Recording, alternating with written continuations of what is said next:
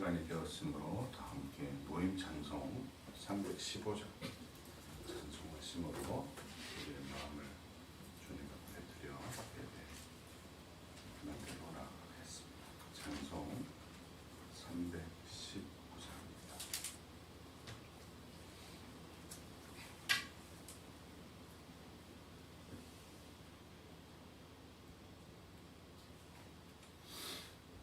내 주 되신 주를 참 사랑하고 꼭 그에게 죄를 다 고합니다.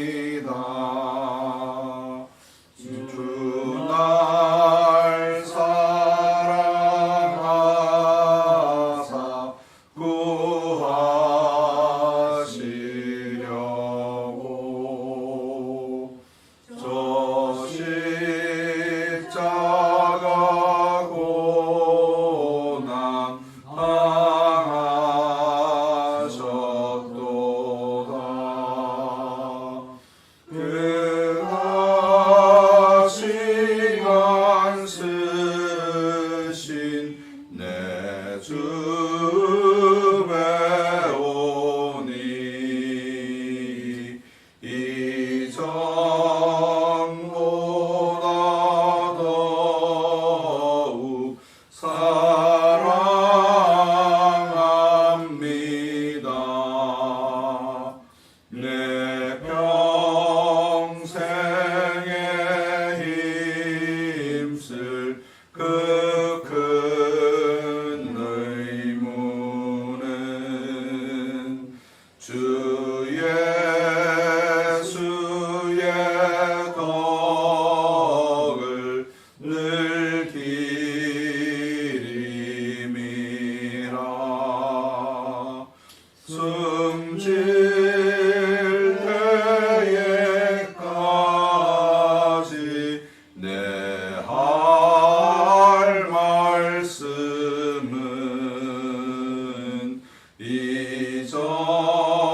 이전보다 더욱 사랑합니다.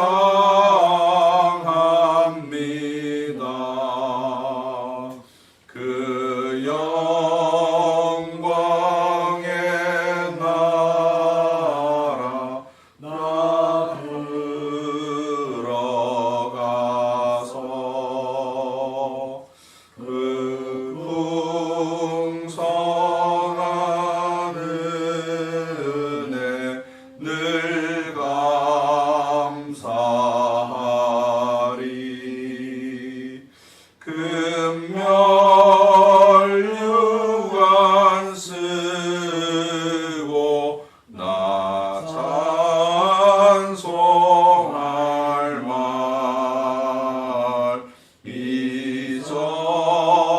이전보다 더욱 사랑합니다. 참 마음에 남고 가슴에 새겨지는 고백인 것 같습니다. 이전보다 더욱 사랑합니다. 사람이 그렇게 사랑하기 어렵잖아요. 한 사람이 이제 연인을 만나 부부의 연을 맺어도 사랑의 유효기간이 있어서 권태를 느끼고 또 식상해지고 또 지겨워지고 또 새로운 것들을 찾고 그러는 시대 가운데 우리가 주님을 사랑하는 그 사랑하는 마음이 마지막 가서는 더 절절한데 우리가 그 영광의 나라에 들어가서도 더욱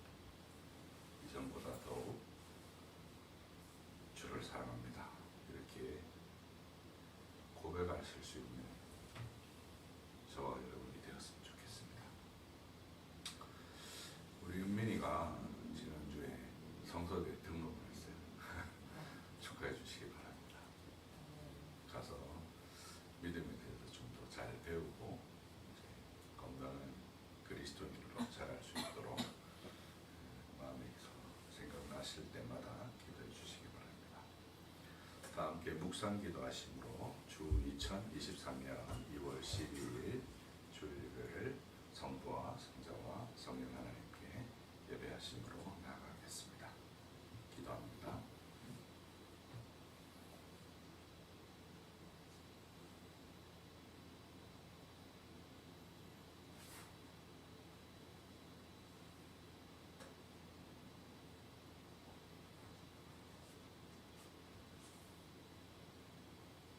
예배하는 자는 성령과 진리로 예배할지니라. 아멘. 가능하신 분은 자리에서 일어나 주시기 바랍니다. 우리의 마음을 주님께 들어올려 함께 고백합시다. 우리의 도움은 천지를 지으신 여호와의 이름에 있도다. 아멘. 주께서 우리를 예배로 부르시는 부름의 말씀은 시편 89편 1절에서부터 5절에 있는 말씀입니다. 내가 여호와의 인자하심을 영원히 노래하며 주의 성실하심을 내 입으로 대대에 알게 하리이다. 내가 말하기를 인자하심을 영원히 세우시며 주의 성실하심을 하늘에서 견고히 하시리라 하였나이다. 주께서 이르시되 나는 내가 택한 자와 언약을 맺으며 내 종 다윗에게 맹세하기를 내가 내 자손을 영원히 견고히 하며 내 왕위를 대대히 세우리라 하셨나이다. 셀라. 여호와여 주의 기이한 일을 하늘이 찬양할 것이요 주의 성실로 거룩한 자들의 모임 가운데서 찬양하리이다. 아멘. 다 함께 기도하시겠습니다.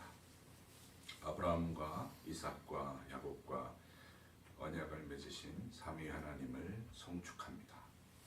오고 오는 모든 세대와 언약을 맺으시고 그 맺으신 언약을 신실하게 갚으시는 하나님을 생각함이 우리에게 큰 위로입니다.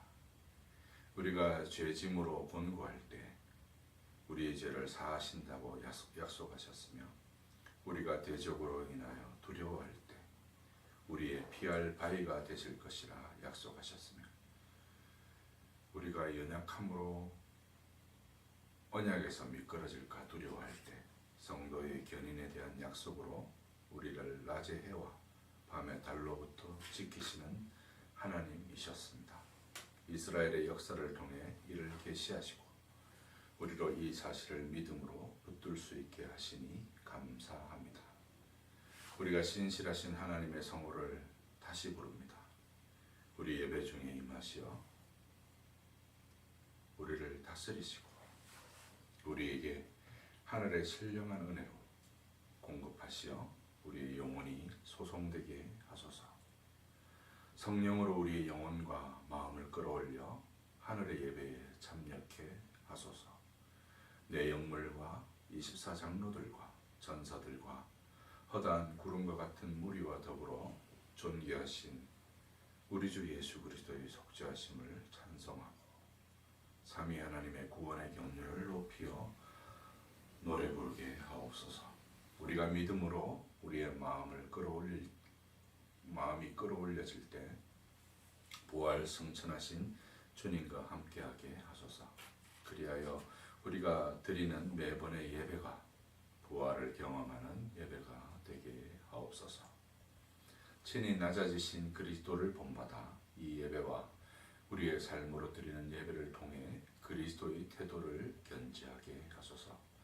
그는 근본 하나님의 본체시나 그와 동등됨을 취할 것으로 여기지 않으시고 오히려 자기를 비어 종의 형체를 가지시고 십자가에 죽기까지 복종하신 그리스도 예수의 마음을 품게 하옵소서. 삼위 하나님께서 우리를 예배로 부르시는 부름 앞에 순복하며 우리를 용서하시는 은혜 앞에 정직한 마음으로 우리의 죄를 고백하며 삼위 하나님께서 우리에게 말씀하실 때 순종하는 마음으로 주의 말씀을 들으며 삼위 하나님께서 우리를 세상으로 보내실 때 우리가 받은 은혜를 가지고 서로 사랑하며 그리스도의 제자됨을 온 세상으로 알게 하옵소서. 우리에게 서로 사랑하라는 새 계명을 주셨으니 서로 참된 것을 말하며 서로에게 충성을 다하며 온 마음을 다해 사랑하게 하소서. 먼저는 믿음의 가정들에게 실천하게 하시고 점차 우리 이웃과 땅끝까지 복음을 들어야 할 모든 이들에게 사랑과 복음을 나누는 공동체가 되게 하소서. 오늘 예배를 통해 우리에게 이러한 사랑을 실천할 수 있는 한량없는 은혜를 공급하옵소서.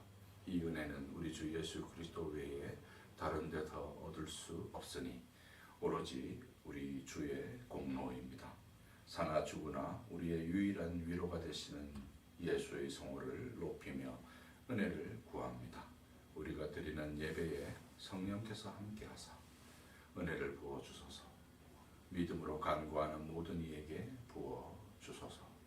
우리 주 예수 그리스도의 이름 받들어 기도하옵나이다. 아멘. 찬송 2장입니다.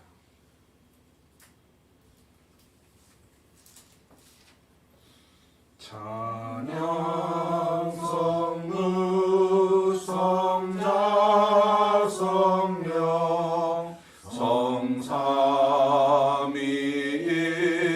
성삼위일체께 영원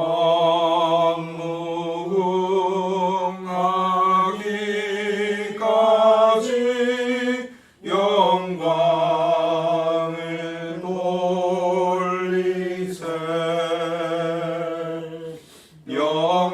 영광을 돌리세.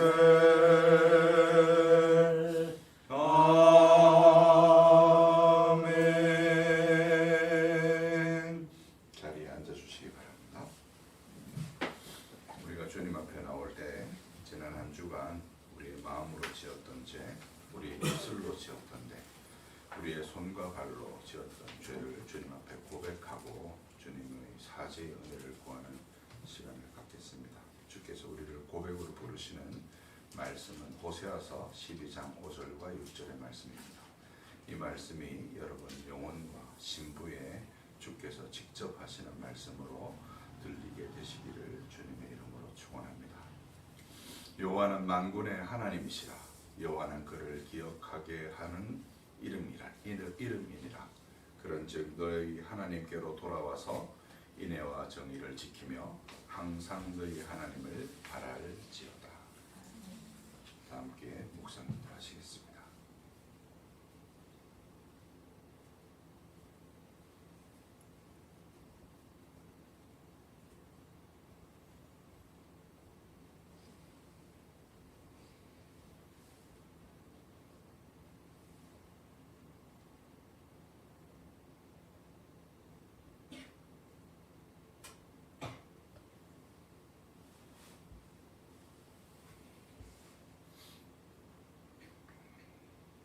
주께서 우리를 사명하는 사면의 말씀은 시편 91편 9절로부터 13절입니다.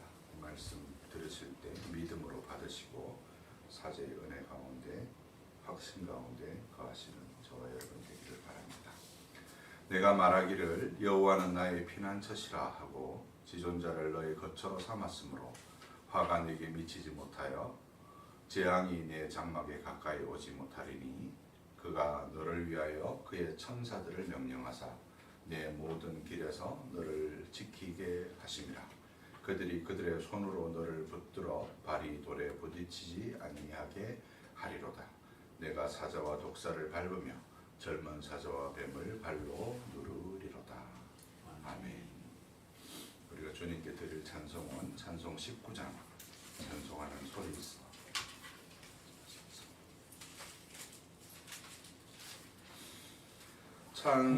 찬송하는 소리 있어 사람 기뻐하도다. 하늘 아버지의 이름 거룩하도다.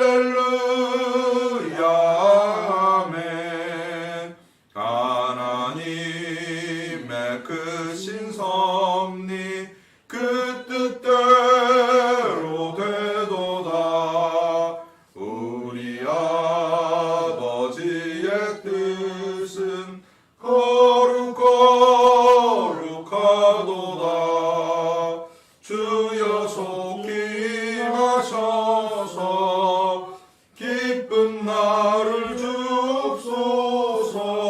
할렐루야 할렐루야 할렐루야. 아멘.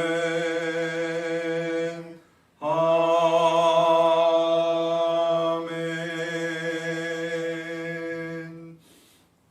오늘 성경 낭독은 사사기 14장입니다. 우리가 합심해서 읽을 텐데 한 절씩 교독해서 저와 여러분이 읽겠습니다. 14장 1절. 삼손이 딥나에 내려가서 거기서 블레셋 사람의 딸들 중에서 한 여자를 보고 올라와서 자기 부모에게 말하여 이르되 내가 딥나에서 블레셋 사람의 딸들 중에서 한 여자를 보았사오니 이제 그를 맞이하여 내 아내로 삼게 하소서 하매 그의 부모가 그에게 이르되 내 형제들의 딸들 중에나 내 백성 중에 어찌 여자가 없어서 내가 할례받지 아니한 블레셋 사람에게 가서 아내를 맞으려 하느냐 하니 삼손이 그의 아버지에게 이르되 내가 그 여자를 좋아하오니 나를 위하여 그 여자를 데려오소서 하니라. 그때 블레셋 사람이 이스라엘을 다스린 까닭에 삼손이 틈을 타서 블레셋 사람을 치려 함이었으나 그의 부모는 이 일이 여호와께로부터 나온 것인 줄 알지 못하였더라. 삼손이 그의 부모와 함께 딥나에 내려가 딥나의 포도원에 이른즉 젊은 사자가 그를 보고 소리 지르는지라. 여호와의 영이 삼손에게 강하게 임하니 그가 손에 아무것도 없이 그 사자를 염소 새끼를 찢는 것 같이 찢었으나 그는 자기가 행한 일을 부모에게 알리지 아니하였더라. 그가 내려가서 그 여자와 말을 하니 그 여자가 삼손의 눈에 들었더라. 얼마 후에 삼손이 그 여자를 맞이하려고 다시 가다가 돌이켜 그 사자의 주검을 본즉 사자의 몸에 벌뼈와 뿔이 있는지라. 손으로 그 꿀을 떠서 걸어가며 먹고 그의 부모에게 이르러 그들에게 그것을 들여서 먹게 하였으나 그 꿀을 사자의 몸에서 떠왔다고는 알리지 아니하였더라. 삼손의 아버지가 여자에게로 내려가매 삼손이 거기서 잔치를 베풀었으니 청년들은 남편의 한숨이 수 있으니까. 무리가 삼손을 보고 30명을 데려와서 친구를 삼아 그와 함께하게 한지라. 삼손이 그들에게 이르되 이제 내가 너희에게 수수께끼를 내리니 잔치하는 2일 동안에 너희가 그것을 풀어 내게 말하면 내가 배옷 30벌과 겉옷 30벌을 너희에게 주리라. 그러나 그것을 능히 내게 말하지 못하면 너희가 내게 배옷 30벌과 겉옷 30벌을 줄지니라 하니 그들이 이르되 내가 수수께끼를 내면 우리가 그것을 들으리라 하매 삼손이 그들에게 이르되 먹는 자에게서 먹는 것이 나오고 강한 자에게서 단 것이 나왔느니라 하니라. 그들이 사흘 이르도록 수수께끼를 끌지 못하였더라. 7째 날에 이르러 그들이 삼손의 아내에게 이르되 너는 내 남편을 깨어 그 수수께끼를 우리에게 알려달라 하라. 그렇지 아니하면 너와 내 아버지의 집을 불사르리라. 너희가 우리의 소유를 빼앗고자 하여 우리를 청한 것이 아니냐. 그렇지 아니하냐 하니 삼손의 아내가 그의 앞에서 울며 이르되 당신이 나를 미워할 뿐이요 사랑하지 아니하는도다. 우리 민족에게 수수께끼를 말하고 그 뜻을 내게 알려주지 아니하는도다 하는지라. 삼손이 그에게 이르되 보라 내가 그것을 나의 부모에게도 알려주지 아니하였거든 어찌 그대에게 알게 하려고 하였으나 7일 동안 그들이 잔치할 때 그의 아내가 그 앞에서 울며 그에게 강요함으로 7째 날에는 그가 그의 아내에게 수수께끼를 알려주매 그의 아내가 그것을 자기 백성들에게 알려주었더라. 7째 날 해이지에 성읍 사람들이 삼손에게 이르되 무엇이 꿀보다 되겠으며 무엇이 사자보다 강하겠느냐 하니라. 삼손이 그들에게 이르되 너희가 내 암송아지로 밭갈지 아니하면 내 새끼를 능히 풀지 못하였으리라 하니라. 여호와의 영이 삼손에게 갑자기 임하심에 삼손이 아스글론에 내려가서 그곳 사람 30명을 쳐 죽이고 노력하여 수수께끼를 푸는 사람들에게 옷을 주고 심히 노하여 그의 아버지 집으로 올라갔고 삼손의 아내는 삼손의 친구였던 그의 친구에게 진노가 되었더라. 이제 우리가 지난주에도 봤지만 삼손은 이제 이스라엘의 12번째 사사이기도 하고요. 삼손의 특징은 이제 이스라엘 사사 중에서 부림 중에 천사의 계시를 받아서, 정확하게는 여호와의 사자의 계시를 받아서 이제 출생한 이제 그 사사라는 점입니다. 그리고 날때부터 나시린으로 이렇게 정해졌던 인물입니다. 구약에 날때부터 나시린으로 정해지고 부림 중에 태어났고 천사나 여호와의 사자로부터 출산에 관련된 계시를 들은 선지자가 3명이 있습니다.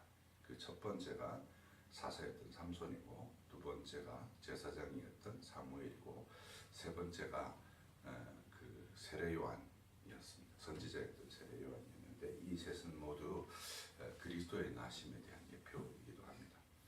근데 이제 이 나시르는 이제 시체를 가까이 할 수 없고, 그 다음에 포도에서 난 것은 씨라도 먹지 않는 것이 민수기 6장에 나오는 규정인데, 오늘 본문에 보면 이제 계속해서 그의 부모에게는 알리지 아니하였더라 하는 장면이 2번 기록되어 있는 것을 볼 수 있습니다.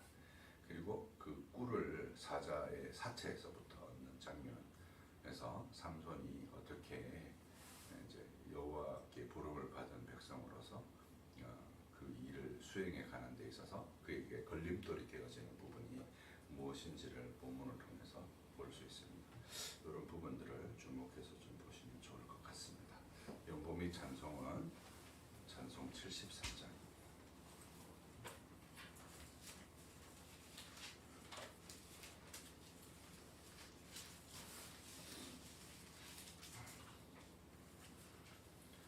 내 눈을 들어 두루 살피니 사나기라. 날 돕는 구원 어디서 오나, 그 어디서. 하늘과 땅을 지은 여호와, 날 도와주심 확실하도다. 주께서 나의 가는 곳마다 지키시며 졸지도 않고 깨어 계셔서 늘 지키네.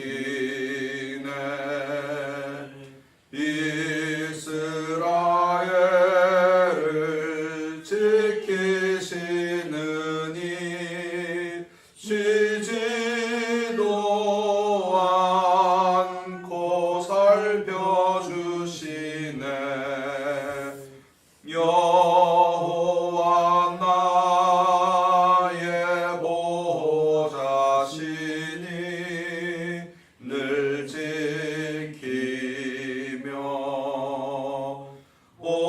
오른팔 들어 보호하시고 그늘 내내. 낮에는 해가 상치 못하며 또 밤에 달이 해치 못하네. 여호와 나의 영혼 지키사 돌보시며 내 모든 죄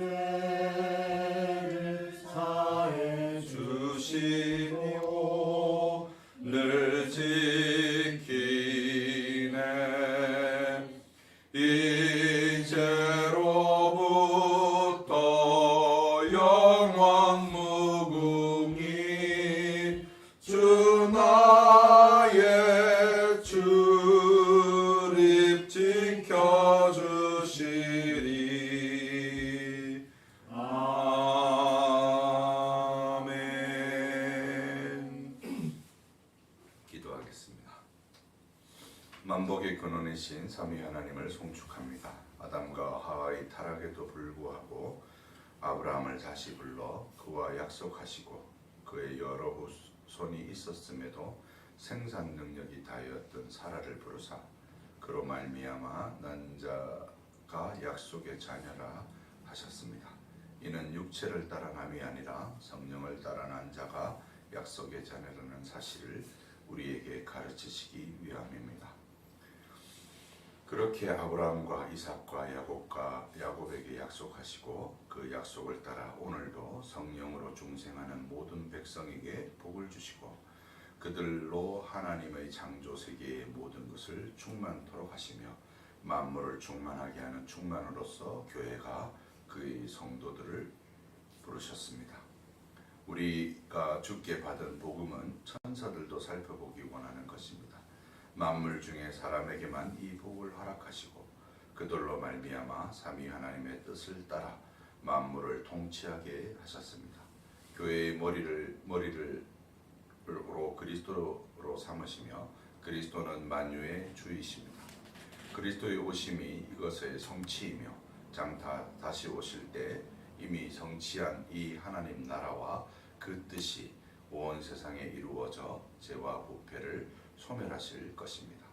오늘도 주님만 바라보며 마라나타 주님 다시 오시기를 사모하기를 소원합니다. 우리 눈에 눈물을 닦아주시고 우리를 위로하시는 주를 찬송합니다. 영광이 성부와 성자와 성령께 처음과 같이 이제와 항상 영원히 있나이다. 아멘. 세상을 창조하시기 전에 성부와 성자께서 구속 언약을 맺으시고 그에 따라 우리를 부르셨습니다. 때가 참에 우리 주 예수 그리스도께서 동정녀 마리아의 몸으로부터 몸과 영혼을 취하셔서 참 사람이 되셨습니다. 그 영광의 주께서 이 낮고 천한 곳에 오신 것으로도 감당하기 어려운 은혜인데 사람이 눕는 곳이 아닌 마구간의 구유에 누이셨습니다. 어린 시절 동안 부모에게 순종하시고 난지 8해에 할례를 받으사 율법의 모든 의무를 다하셨으나 죄가 없으셨습니다.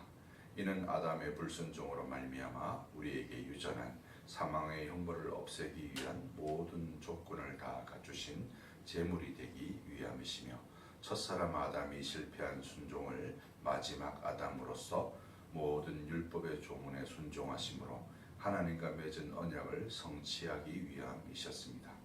이는 한 사람이 순종하지 아니하므로 많은 사람이 죄인된 것과 같이 한 사람이 순종하심으로 많은 사람이 의인이 되리라는 말씀의 성취입니다. 우리 주 예수 그리스도로 말미암아 은혜와 의의 선물을 넘치게 받는 자들은 한 분 예수 그리스도를 통하여 생명 안에서 왕노릇하게 하실 것이라고 우리에게 약속하셨습니다. 만유를 다스리시는 그리스도의 통치가 교회인 우리를 통하여 이루어진다고 하니 이 얼마나 놀라운 경륜이며 은혜인지요. 감사와 영광을 돌리지 않을 수 없습니다. 여호와는 말씀하시되 오라 우리가 서로 변론하자. 너희의 죄가 주홍 같을지라도 눈과 같이 희어질 것이요 진홍같이 붉을지라도 양털같이 희게 되리라. 아멘. 우리의 주 우리의 여호와 삼위 하나님은 적극적으로 우리의 죄를 위해 변론하시는 하나님이십니다. 이를 알았던 다윗은 밧세바를 간음한 후 그 죄를 나단에게 지적받았을 때 주께 정직한 영과 자원하는 심령을 구하였습니다. 주께서 우리에게 구하는 제사가 상한 심령이라 상하고 통회하는 마음을 주께서 멸시하지 않을 것이라고 고백합니다. 그렇습니다. 주님, 우리는 우리의 죄로 인해 상하고 통회하는 자리에 섰습니다. 우리를 긍휼히 여겨주소서. 상한 갈대도 꺾지 않으시며 꺼져가는 등불도 끄지 않으시며 마지막까지 긍휼과 자비의 마음으로 우리가 통회하는 자리로 나아갈 수 있도록 나아오기를 기다리시는 이가 우리 하나님이십니다. 우리가 말씀을 등한히 여긴 제 우리의 마음에 하나님이 없는 것처럼 이 세상을 교만하게 산 죄를 회개합니다. 묵시가 없으면 백성이 방자해진다고 하신 말씀이 하나도 틀림이 없습니다. 우리가 말씀을 등한히 여기니 우리의 삶이 방자해져서 자로나 후로나 치우치게 되었습니다. 여호와의 율법을 즐거워하여 주야로 그것을 묵상하는 자는 복이 있는 자로 교회 가운데 설 수 있도록 오늘 이 예배에 나온 모든 일을 불쌍히 여겨 주옵소서. 주님, 세상을 위해서 기도합니다. 난방비, 식품, 공공요금 등이 줄줄이 인상할 예정에 있습니다. 살기 힘든 자영업자들의 폐업이 속출하고 있습니다. 내년도 경제 성장률은 1.6%에 못 미칠 것이라고 합니다. 고물가, 고금리, 고환율의 삼중고를 겪고 있습니다. 이런 형편에 전 정부 탓만 하는 무책임한 정부가 되지 않고 당면한 과제에 책임을 다하는 정부와 관료와 공무원이 되게 하옵소서. 이런 대외 환경의 탓이나 전 정부의 탓으로 돌린다고 해서 그들이 져야 할 책임이 가벼워지지 않는다는 사실을 깨닫고 정말 공직자로서 성실하고 지혜롭게 모든 책임을 다함으로 이 땅의 모든 성도가 평안한 중에 신앙생활할 수 있도록 도우시옵소서. 국민의 형편이 어려워지면 당연히 가정의 형편도 나빠지고 교회의 형편도 어려워집니다. 이런 위기 중에도 주를 더욱 의지하는 신앙의 가정들이 되게 하소서. 이럴수록 내 생각만 하는 것이 아니라 우리 주변의 어려운 이웃을 돌아보게 하소서. 그렇게 이름도 없이 빛도 없이 세상의 소금이며 빛으로 성도의 삶이 빛나게 하옵소서. 우리 주 예수 그리스도의 이름으로 기도하옵나이다. 아멘. 오늘은 시편 1편 1절에서부터 6절의 말씀으로 복 있는 사람은 라는 제목으로 하나님의 말씀 전하겠습니다. 지금 히브리서 강해를 하고 있는데 잠깐 멈추고 2주간에는 복 있는 사람이라고 해서 시편 말씀을 보고요. 다음 주에는 신약의 복음서에 있는 말씀을 하나로 좀 특별하게 나누는 시간을 갖겠습니다. 먼저 본문을 제가 받들어서 읽겠습니다. 복 있는 사람은 악인의 길을 따르지 아니하며 죄인의 길에 서지 아니하며 오만한 자들의 자리에 앉지 아니하고 오직 여호와의 율법을 즐거워하여 그의 율법을 주야로 묵상하는 자로다. 그는 시냇가에 심은 나무가 철을 따라 열매를 맺으며 그 잎사귀가 마르지 아니함 같으니 그가 하는 모든 일이 다 형통하리로다. 악인들은 그렇지 않으며 오직 바람에 나는 겨와 같도다. 그러므로 악인들은 심판을 견디지 못하며 죄인들이 의인의 모임에 들지 못하리로다. 무릇 의인들의 길은 여호와께서 인정하시나 악인들의 길은 망하리로다. 아멘. 욥기, 시편, 잠언, 전도, 아가서를 흔히 시가서라고 합니다. 이 시가서들은 특별한 지혜를 담고 있습니다. 그 중에 첫 번째가 되는 것이 인과율에 따른 행위 원리를 강조하는 잠언이 있는데요. 지혜와 명철이 있는 자가 성공하고 복되게 된다고 가르칩니다. 그런가 하면 세상은 이런 인과율과 행위 원리를 따라서만 다 설명할 수 없습니다. 예컨대 그런 거죠. 못되게 사는 사람들이, 약삭빠른 사람들이 세상에서 성공하고 아부하는 사람들이 세상에서 잘 되고 의롭고 성실하고 충성되고 바르게 사는 사람들이 오히려 고난을 받는 일들이 우리 주변에서도 심심치 않게 일어납니다. 의인이 이유 없는 고난을 받고 악인이 승승장구하는 일도 일어나게 되는 것이죠. 이런 지점을 잘 보여주는 지혜 문학이 바로 욥기와 전도서입니다. 욥기는 고난은 단지 우리의 잘못이나 과실 때문에 일어나지 않으며 하나님의 크신 경륜 속에서 의인들도 특별한 이유 없이 고난을 만든다는 사실을 우리에게 가르칩니다. 여러분, 욥기를 읽어보면 욥의 세 친구들이 계속해서 강조하는 것이 있죠. 네가 뭔가 틀림없이 뭔가를 잘못했을 거야. 그 잘못 때문에 너에게 이런 고난이 온 거야 라고 욥과 이렇게 변론하는 것을 볼 수 있습니다. 우리가 그게 단지 변론이라고 생각하기 쉽지만 이제 헬라어로 되어져 있는 70인역의 본문에 보면 욥의 고난이 대략 한 30년 정도 이 고난의 시기를 거쳤던 것으로 볼 수 있습니다. 아무 잘못 없이 의인도 이런 고난을 겪는 것이죠. 전도서도 같은 메시지를 담고 있습니다. 전도서에 이런 메시지를 보여주는 단적인 구절이 있는데요. 전도서 8장 14절에 보면 세상에서 행해지는 헛된 일이 있나니 곧 악인들의 행위를 따라 벌을 받는 의인들도 있고 의인들의 행위를 따라 상을 받는 악인들도 있는 것이라. 내가 이르노니 이것도 헛되도다. 이렇게 말하는 것을 들을 수 있습니다. 세상은 우리가 성실하게 산다고 해서 다 보상을 항상 받는 것이 아니라는 것을 이 지혜문학이 보여주는 것이죠.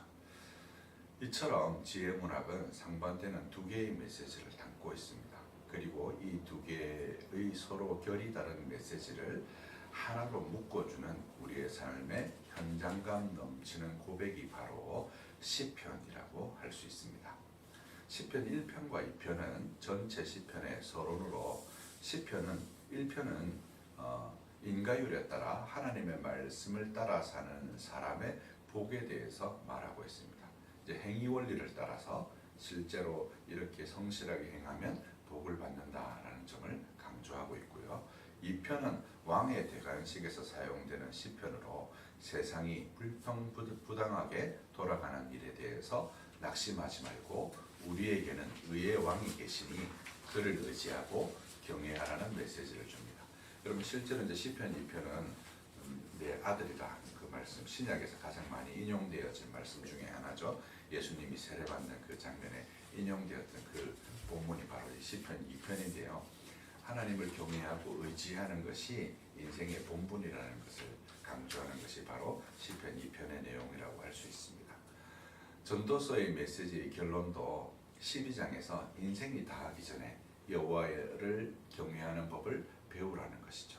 이처럼 시편 1편과 2편은 이런 지혜문학의 이중적 메시지를 담고 있습니다. 그래서 이를 전체 시편의 서론이라고도 하는 것이죠.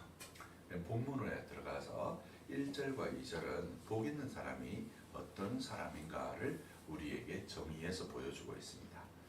그런 점에서 시편 1편은 잠언과 결이 같은 메시지를 담고 있습니다. 율법을 가까이 하는 자가 형통하고 복되다는 메시지를 담고 있는 것이죠. 사실 이것은 우리의 삶의 기본적인 전제, 디폴트 값이라고 할 수 있습니다.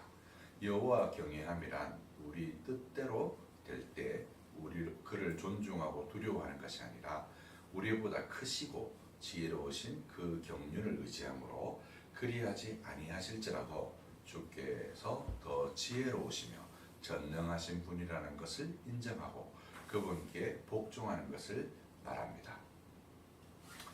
그 기본적인 전제로서 복 있는 삶의 정의가 1절과 2절에 나오는 것이죠. 1절은 부정적 정의를 보여주고 2절은 긍정적 정의를 보여줍니다. 이런 구성은 복과 저주를 보여주는 신명기 28장의 언약 구조를 닮아 있습니다. 그러나 시편 기자는 저주를 원색적으로 드러내지 않으면서 그에 반대되는 복 있는 사람을 드러내고 있습니다. 이 저주는 인격적인 존재들로 묘사되어져 있는데요. 악인들, 죄인들, 오만한 자들로 묘사됩니다. 이 셋은 병행법으로 한 존재에 대한 다른 묘사입니다. 달리 말해서 악인이 따로 있고 죄인이 따로 있고 오만한 자가 따로 있는 것이 아니라 이 셋은 언약에서 불순종에 따른 저주를 열매로 거두는 존재들을 통칭해서 하는 표현이라고 할 수 있습니다. 그리고 이 저주 아래에 있는 자들의 태도는 점정적으로 가중되는 구조를 취하고 있습니다.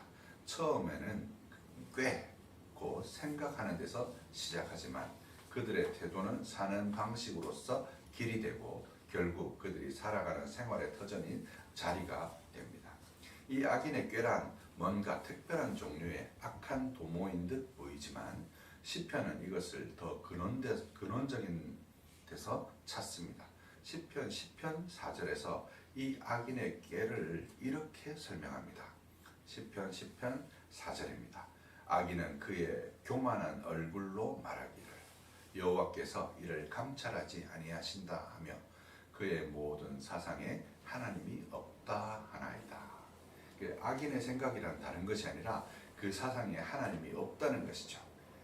교만한 얼굴로 나는 세상 사람들보다 더 낫다라고 말하고, 그리고 자기의 사상에 하나님은 존재하지 않는다라고 말하는 이것이 악이라고 말하는 것입니다. 결국 이 모든 악과 악인의 행동들은 우리의 행위를 심판하고 지켜보는 이가 없다는 데서 출발합니다. 시편 2편이 의의 왕의 대관식을 보여주는 것도 이런 이유 때문이기도 합니다. 하나님이 없다고 하는 그들의 사상은 그들의 길, 곧 삶의 방식이 되고 그들의 삶의 자리가 됩니다. 1절의 악은 모두 이 악인의 꾀, 곧 하나님이 없다는 생각에서 출발하게 되고, 이런 악인들이 세상에 횡행하게 되면 의인이 핍박받고 의인이 아무 죄 없이 고난받는 일들이 세상에 벌어지게 되겠죠. 그런 것 때문에 바로 시편 2편의 의의 왕의 대관식을 표현하고 있는 것입니다. 그에 비해서 2절은 복 있는 사람의 긍정적인 태도를 보여줍니다. 그는 율법을 즐거워하고 율법을 주야로 묵상하는 사람이라고 말합니다. 1절과 2절의 대비는 마치 렘브란트 그림에서 볼 수 있는 명암법의 대비와 같습니다. 둘의 대조는 사실 제3의 의미를 드러냅니다. 1절에서 말하는 악인에게 곧 하나님이 없다는 사상은 단지 무신론만을 의미하지 않는다는 점을 이 대비가 드러내어서 보여주는 것이죠. 형식적으로 신앙생활을 하지만 하나님의 말씀을 즐거워하지도 사모하지도 그것을 주야로 묵상하지도 않는 태도 역시 악의 꾀라는 점을 드러내고 있는 것입니다. 우리가 생각할 때 악인의 꾀라는 것이 하나님이 없다는 사상에 있다고 해서 있기 때문에 그런 자들은 결국은 교회 밖에 있는 사람이라고 우리가 생각하기 쉽지만 그렇지 않다는 것이죠. 하나님의 율법을 즐거워하지도 않고 그 율법을 주야로 묵상하지도 않으면서 교회 안에 있는 사람들도 얼마든지 존재하지 않습니까? 이런 지점이 1절과 2절에 대비해서 드러난다는 것입니다. 하나님이 없다는 생각은 그저 불신자들의 생각만이 아니라는 것입니다. 우리가 형식적인 신앙생활을 하면서 실제로 하나님이 없는 것처럼 기도하지도 않고 그분의 뜻이 담긴 말씀을 사모하지도 않는다면 우리는 실제적인 무신론자일 수 있는 것입니다. 어떤 점에서 악을 행하는 행악자들보다 더 나쁠 수도 있죠. 어떤 점에서 그렇습니까? 예수님 당시에 바리새인들이 예수님께 그런 비난을 들었죠. 독사의 자식들이라고. 그렇죠? 2절은 이런 점을 우리에게 보여주는 것입니다. 마치 사랑하는 연인이 널 사랑하는데 널 위해서 낼 시간이 없어 라고 말할 때 우리는 그것이 사랑이 아니라는 점을 쉽게 간파할 수 있는 것과 같은 이치인 것입니다. 하나님의 존재를 믿는 것은 신앙의 토대일 수는 있지만 남녀가 서로 호감이 있다고 해서 연인이 아니듯이 하나님의 말씀에 대한 즐거움과 묵상이 없는 하나님 존재의 인식 역시 악인의 생각이라는 점입니다.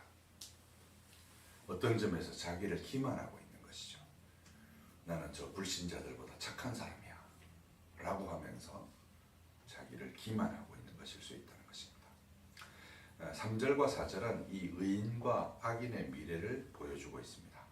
1절과 2절과 3절과 4절은 교차대구를 이루고 있는데요.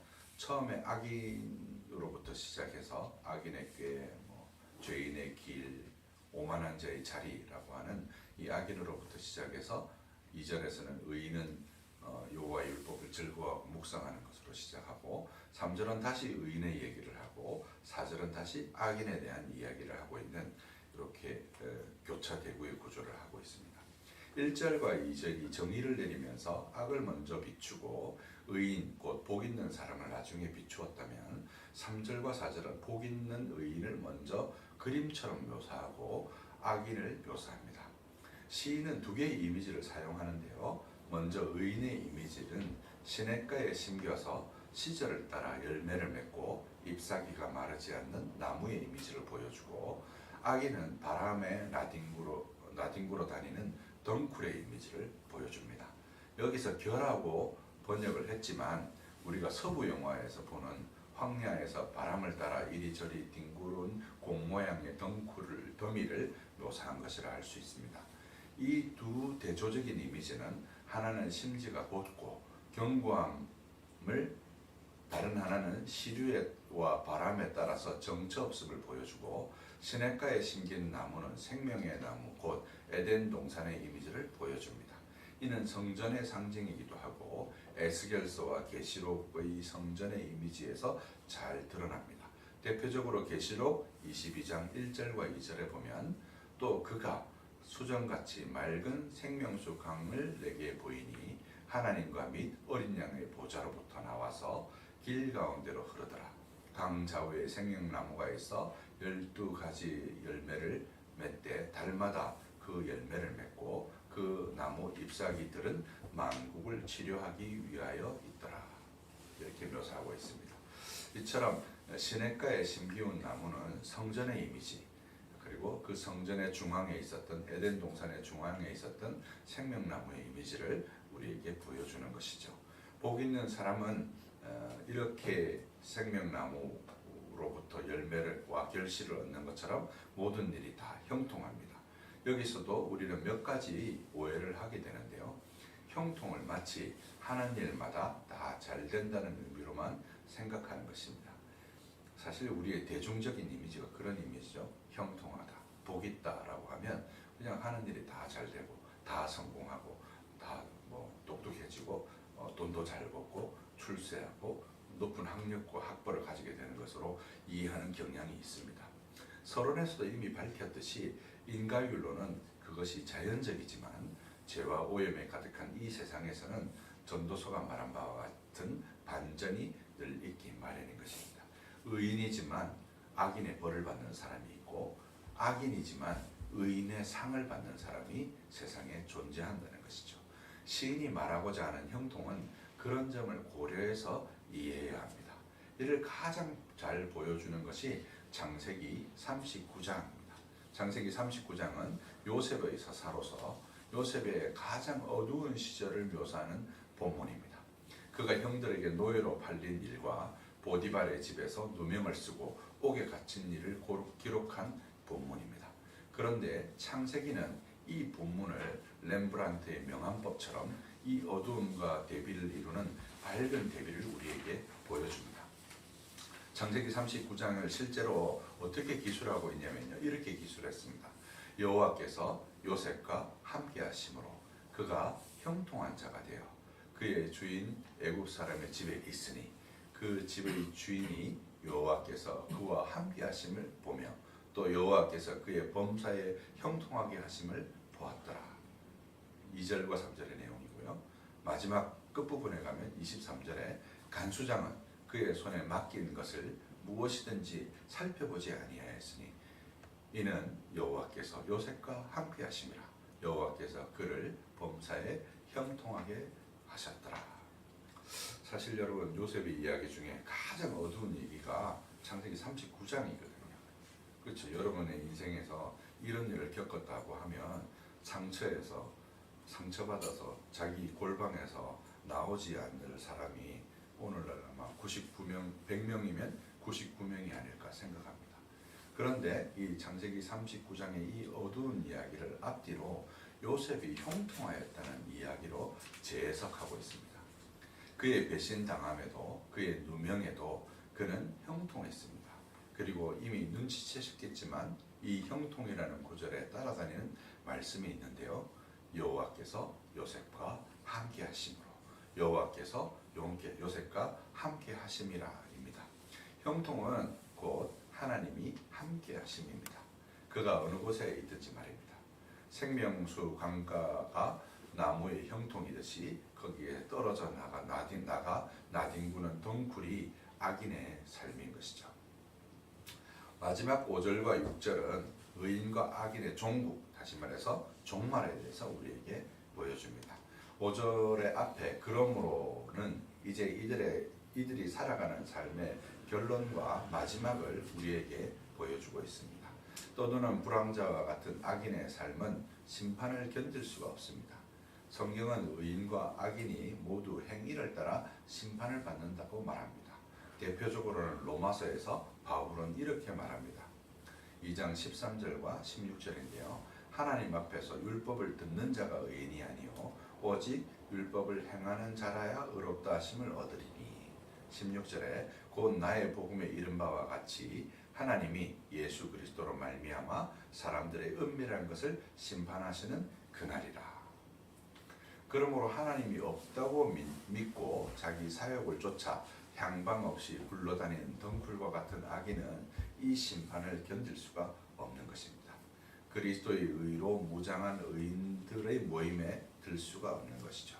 여기서 의인들의 모임이란 교회를 가리킨다고 봐도 무방합니다. 의인들은 여호와의 날을 통과하여 모인 무리들입니다.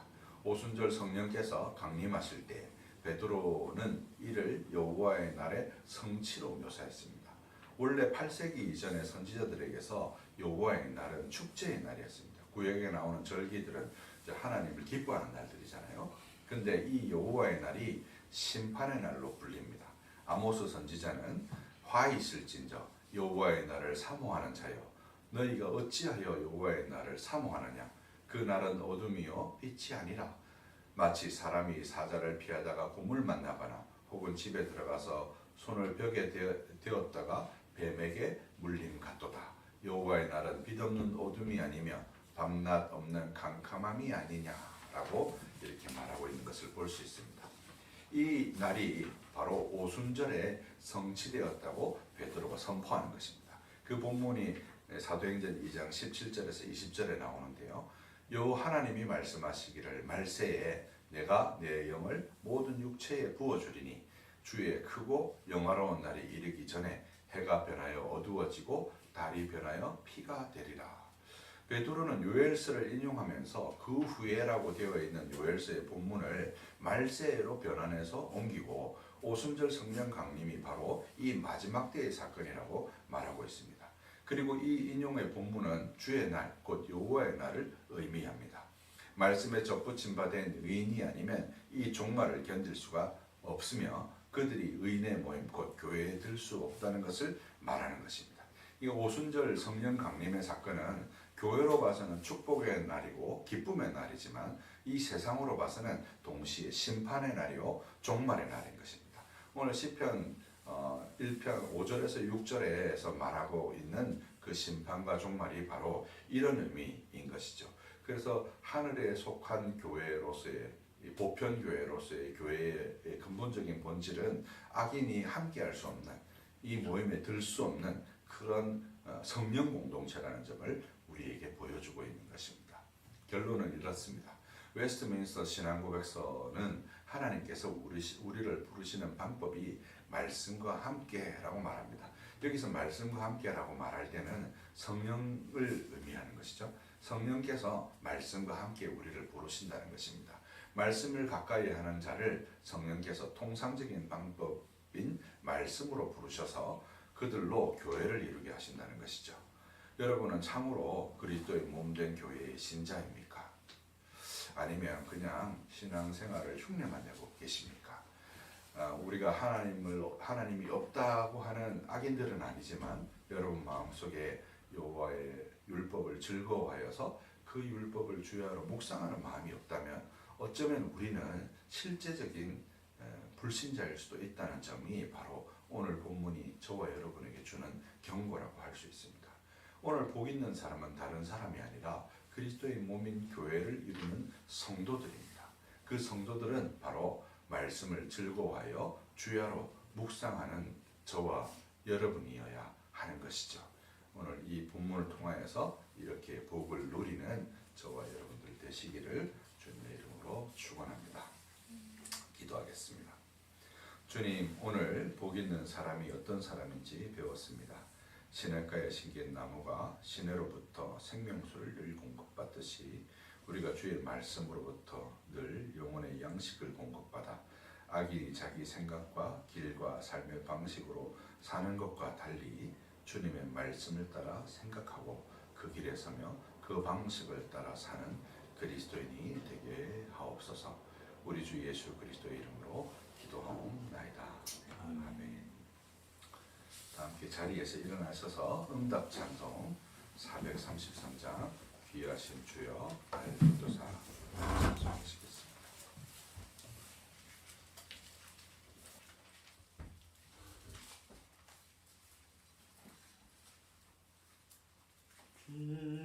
귀하신 주여 나의 기도사 주께로 날마다 더 가까이 저 하늘 나라 나 올라가 구주의 품 안에 늘 안기어 영생의 복 받기 원합니다.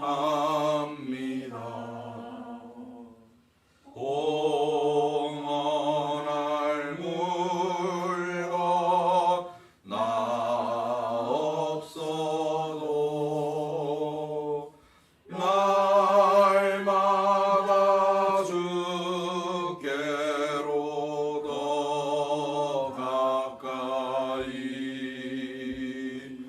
내 죄를 주께 다 고하니 주님의 보혈로 날 씻으사 눈보다 더 희게 하옵소서.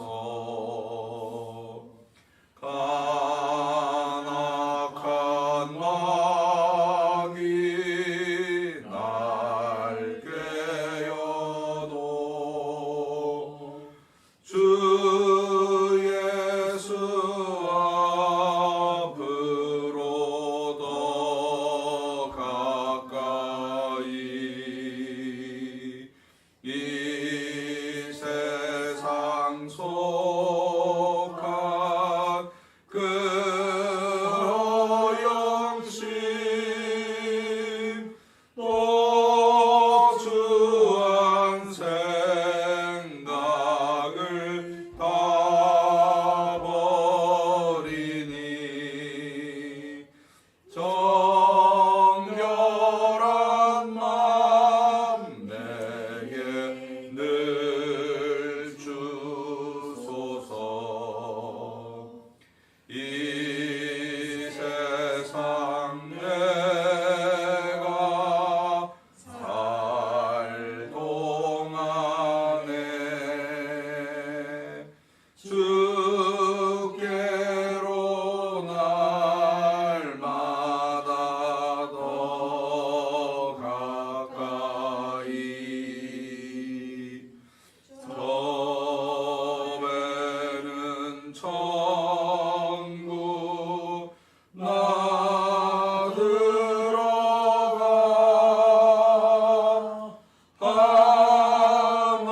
한없는 복락을 다 얻도록 풍성한 은혜를 주옵소서.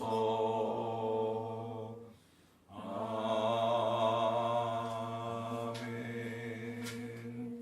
강복선언하겠습니다. 이제는 우리 주 예수 그리스도의 구속의 은혜와 하나님의 크고도 놀라우신 사랑과 성령의 교통 충만 역사하심이 복 있는 사람이 되기 위해 여호와의 율법을 즐거워하며 그 율법을 주야로 묵상코자 결심하고 또 실천하고 그와 같은 삶을 살기로 소원하는 하나님의 백성들 머리 위에 이제로부터 영원토록 함께 있을지어다. 아멘. 성령은 3장입니다.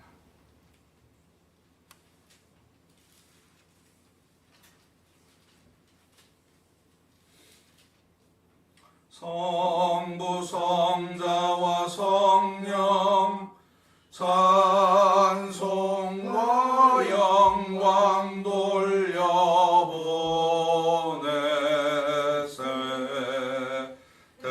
대초로 지금까지 또 영원 무궁토록 성삼위께 영광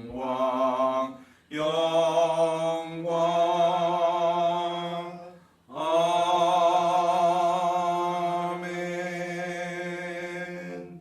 묵상기도 하심으로 주일 예배를 배하겠습니다.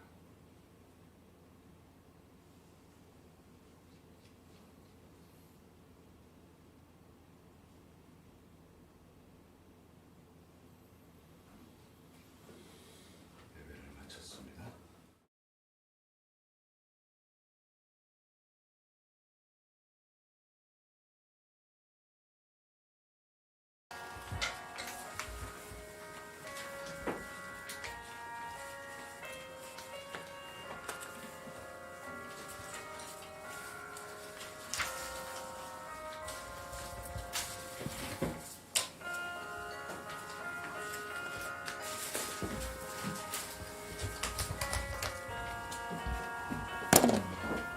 살아났어?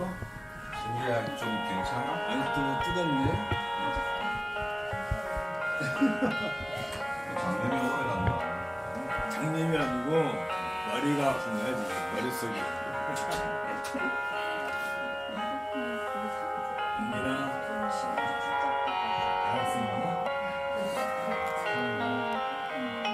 대학생만에 생각하는 사람과 고통을 다 겪은 거지.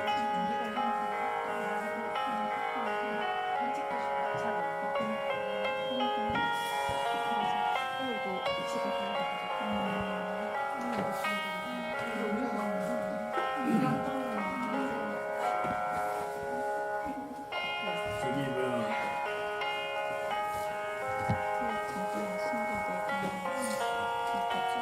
에스더 여기 그 블루스타